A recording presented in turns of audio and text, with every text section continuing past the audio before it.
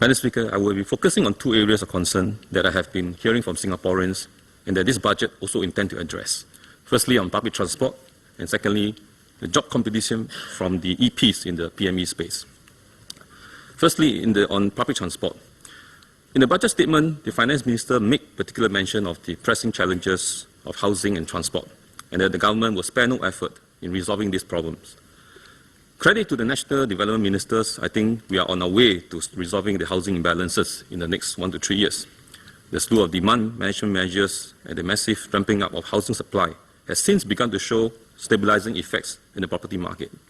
So all we are hoping now is for a nice soft landing in the next 2 to 3 years.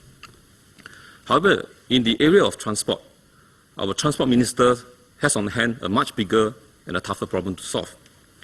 For example, just in the area of car ownerships, how can the government fulfill the aspirations for more Singaporeans to own car? Is it possible? Is this possible? With our land constraint, it is inevitable that the growth of vehicle population on our island will one day come to zero. We are building new roads, new expressways, and widening existing ones as well. But there's a limit as to how much we could increase road capacity. Even if we have more and wider roads being built, which will help improve traffic, the emerging traffic problems on the ground now are actually bottlenecks and congestion at road junctions and those slip roads, made worse by the higher housing density. The much greater convenience and comfort of owning a car, coupled with rising incomes and easy car financing, has pushed up COE to historically high levels.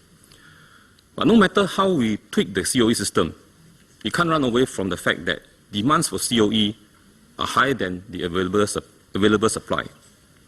So the real and the sustainable way to manage demand of car ownership is really to offer a compelling alternative to owning a car. And it has to be public transport in our circumstances. Taking public transport must make sense to commuters in terms of convenience, reliability, value for money, and comfort. Unfortunately, our public transport system at this point in time is still some way from the desired state. Long waiting times, long travelling times, and crowded buses and trains are a daily norm. Chaotic scenes at major bus stops and at MRT and LRT stations during the morning and evening peaks are not helping to entice more to take public transport. Often commuters need to make multiple transfers to reach their destination, and at each transfer, you have to again endure through the waiting as well as the crowdedness, and not to mention contending with the elements of weather. And to make matters worse, there are clearly many parts of our island that are underprovided and underserved by public transport, especially in the HDB towns that has seen sharp increases in population. We are building housing at a much faster rate than we improve public transport, and this has worsened congestions and crowdedness. My colleagues at my workplace told me that commuting to and fro from work is probably the most unpleasant thing they've got to do every day. While our MRT lines will take much longer time to build, we must do more to speed up the provision of bus services. Hence, I call on the government to urgently act on some of the following measures that I suggest. Firstly, significantly speed up the implementation of the BSEP, including engaging private operators to do the job. I applaud the government for coming up with the $1.1 billion BSEP. It is a decisive and necessary intervention to ramp up bus capacity. Left to the two public transport operators, the capacity build-up will not be fast enough.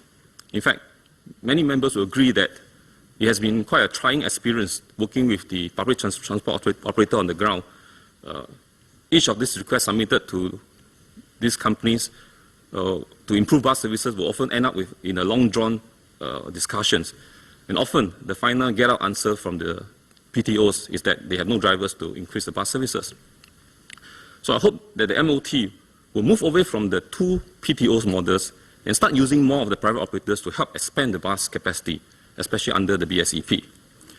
The privately run bus operators are very entrepreneurial and resourceful, as evident by the way they scaled up their bus fleet in 2010 when they provide the island-wide free shuttle bus service to Resort World, Singapore. If the two PTOs are incapable of increasing the bus capacity fast enough, we should not waste time on them and quickly look to other operators to do the job.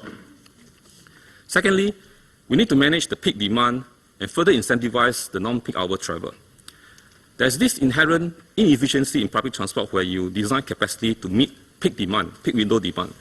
And at a non-peak window, capacity will be underutilized, and hence the overall operating costs will go up. One of the logical solutions is to encourage employers to adopt flexi work hours or to start and end work at non-peak windows. I'm hearing a few companies are adopting such practices, but it's still a small number. So perhaps the government could lead the way in this area, the statutory board, some of the learning institutions,